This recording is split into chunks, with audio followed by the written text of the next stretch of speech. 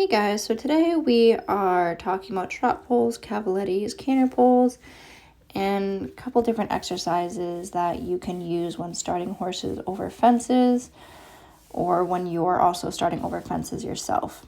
So right here I am setting out what's called trot poles. And trot poles are good for teaching the horse to watch, be careful of their feet, to pick up their feet, and also finding rhythm. It's good to also practice your 2-point over and getting used to following the horse's motion over kind of like different objects. And usually your trot poles are around 4 of my steps close together. Sometimes for a larger horse, I'll take a little bit of a extra inch step in front of my foot, if that makes sense, to make up the difference. Oh, there goes Brian. But a pretty safe rule is 4 steps heel to toe, okay? Usually that's a pretty good spacing. And here I am just walking them, and you want to make sure as you set them up that you also, double check them, which I'll do in a minute.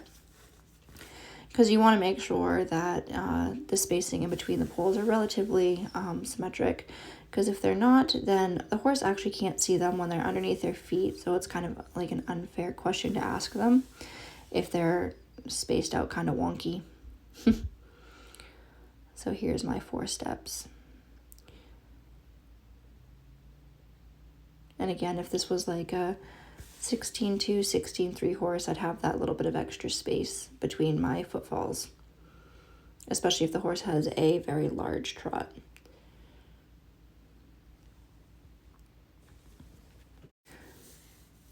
All right, so those are the trot poles, and a fun little trick to set canter poles is you can actually take out every other trot pole, and it will usually set you up for a decent set of canter poles. So like I said, trot poles are about 4.5 feet, give or take, between the 2 poles. And canter poles are approximately 8.5 feet apart, sometimes 9, depending on the size of the horse, or 3 decent sized steps. So not extended steps, but decent sized steps. And now we are going to set up cavalettis, and we're going to do alternating cavalettis. So when you are first introducing a horse to cavalettis, you don't want to immediately set both sides up until the horse starts to get stronger. So usually what I'll do is I will set them up alternating. So if you're looking straight onto the poles, one pole will have the left side raised, the second pole will have the right side raised, so on and so forth. It starts to get that horse to pick up their feet a little bit, but it's not, such an animated lift. It's one of those things you want to start working up to. And you can use anything from jump standards on one side, or you can use, I have milk crates, you can use anything that's just around 6 inches tall. And this is a really good exercise to start getting horses to snap those feet up and to start paying attention. Because you want horses to be careful and quick and snappy with their feet when it comes to jumping. You don't want them lagging and being kind of sloppy over poles. So you'll notice that all my poles are the heavy, or I shouldn't really say heavy, they're not really heavy anymore, but the heavier wooden poles. I do not use PVC poles when training young horses over fences because those break easily and horses actually will start to learn to smash through the poles.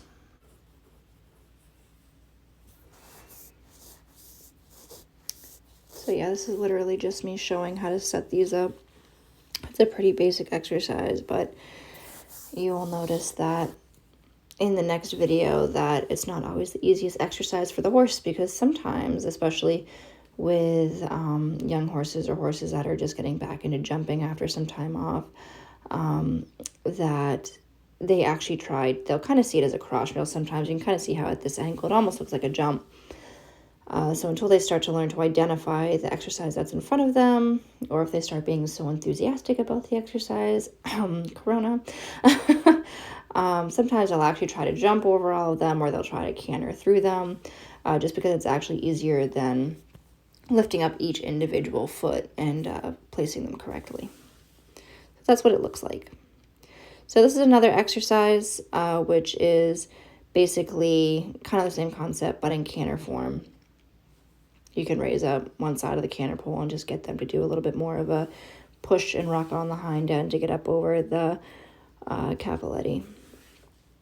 So these are a couple different exercises that you can do, and it gets them, like I said, paying attention to their feet and thinking about their feet and what they need to do to get through these obstacles without smashing and crashing into them, because it doesn't feel good, especially if they're wooden and not PVC, which is essentially what we want, because we do not want them just smashing through all their jumps, especially if you have a horse that you want to do cross country. Those jumps are solid.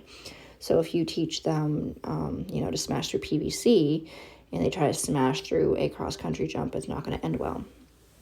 So once you get those exercises done over a period of time and your horses are confident with them, you can then move on to a cross rail with canter poles placed before and after them. And I love using cross rails because where it creates the X in the middle, it's right dead set on in the middle. So it gets you focusing on the middle of the jump, as well as the horse, because they tend to go for the easier part of the jump, which when it's a cross rail is obviously the middle. So it kind of gets them trained to find the middle of the jumps. And the canter poles before and after helps teach them where to take off and where to land, especially when you start doing canter in, canter out. You can also use the canter poles. You can do the trot in, canter out as well. With it, it's usually 2 trot steps before the jump if you do the trot and canter outs with the poles placed in front. Hopefully that made sense. A fun little trick when you're marking out your poles is you can take your heel and you can drag it in the sand so you know exactly where you need to place your pole, so you don't have to re-walk it 100 times. So that is what it will look like. Again, there's 3 steps in between each pole to the cross rail, and there's 3 steps after.